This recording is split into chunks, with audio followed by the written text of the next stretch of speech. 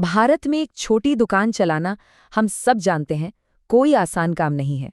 दिन भर की मेहनत, ग्राहकों की भीड़ और फिर भी मन में एक चिंता हमेशा बनी रहती है। हाँ, यही वो सवाल है जो हर दुकानदार को महीने के आखिर में परेशान करता है। सारे हिसाब किताब की उलझन में असली कमाई का पता लगाना ही मुश्किल हो जाता है। और देखिए, परेशानियों सिर्फ एक नहीं होती। कभी-कभी ग्राहक आता है और पता चलता है कि स्टॉक ही खत्म हो गया है। कभी उधार दिया हुआ पैसा डूब जाता है। और महीने के आखिर का हिसाब, वो तो एक अलग ही सिरदर्द है। इन रोज की चुनौतियों से हर दुकानदार को जूझना पड़ता है। लेकिन क्या हो अगर इन सब परेशानियों का एक मॉडर्न, एक स्मार्ट हल हो? चलिए देखते हैं कि कैसे बस एक डिजिटल टूल इन सभी मुश्किलों को चुटकियों में आसान बना सकता है। जरा सोचिए, दुकान से जुड़ी हर जरूरी जानकारी बस एक ही स्क्रीन पर साफ साफ दिख जाए।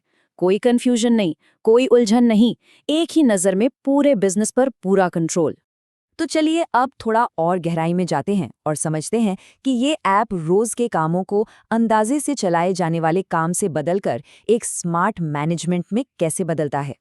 मतलब अब एक ही स्क्रीन पर सब कुछ साफ साफ दिखेगा। आज की सेल कितनी हुई, प्रॉफिट कितना बना, खर्चा कितना हुआ, यहाँ तक कि दिन भर में कितने ग्राहक आए, हर चीज का हिसाब सामने होगा।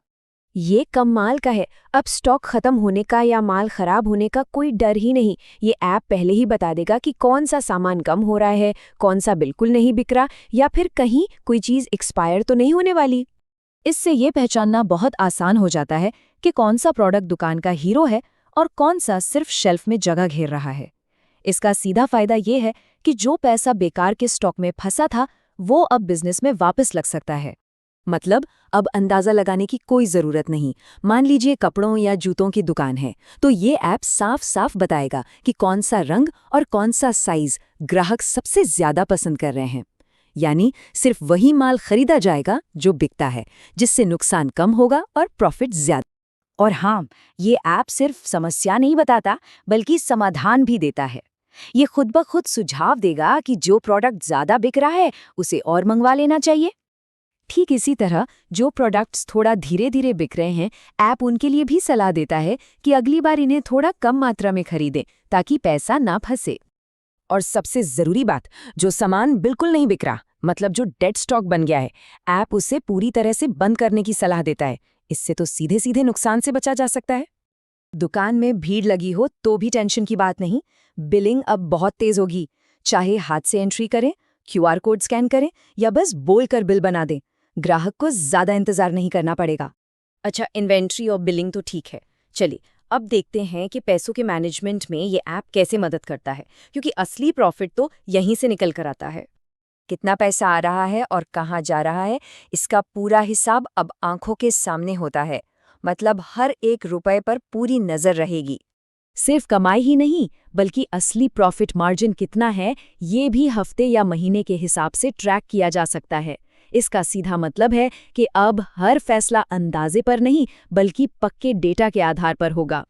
बिजनेस में कैश का आना जाना कैसा चल रहा है, क्या कल से बेहतर है या थोड़ा कमजोर, ये ऐप आपको रोज का हाल तुरंत बता देगा।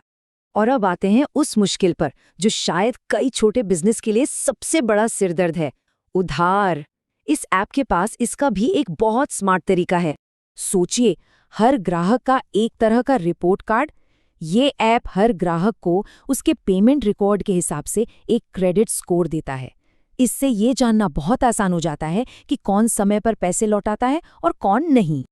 और सबसे अच्छी बात यह है कि ये ऐप आपको साफ साफ सलाह देता है कि किस ग्राहक को कितना उधार देना सुरक्षित है।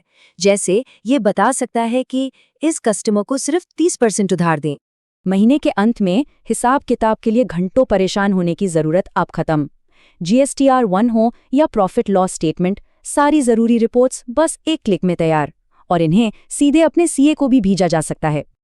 तो ये सिर्फ एक ऐप नहीं है, देखा जाए तो ये एक व्यस्त दुकानदार को एक स्मार्ट बिजनेस मालिक में बदलने का एक जरिया है।